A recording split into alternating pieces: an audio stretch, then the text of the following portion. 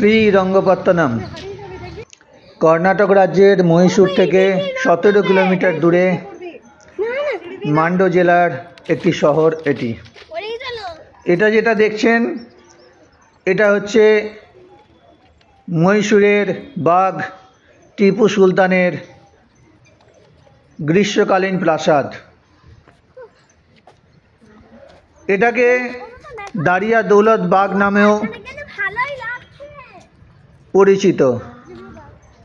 দারিয়া দৌলত মানে হচ্ছে সম্পদের সমুদ্র।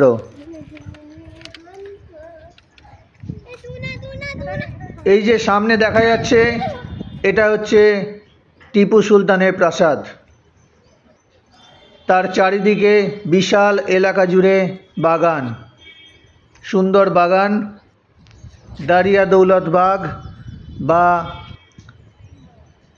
টিপু সুলতানের বাগান বাড়ি বা প্রাসাদ। শ্রীরঙ্গপত্তনম নামটার সঙ্গে আমরা খুবই পরিচিত, কারণ এখানেই হয়েছিল চতুর্থ ইঙ্গ মহীশূর যুদ্ধ 1799 সালে। এই যুদ্ধে ইস্ট ইন্ডিয়া কোম্পানি টিপু সুলতানকে পরাজিত করেছিলেন এবং তার পরিবারের সদস্যদের ভেলোর দুর্গে বন্দি করে রাখা হয়েছিল।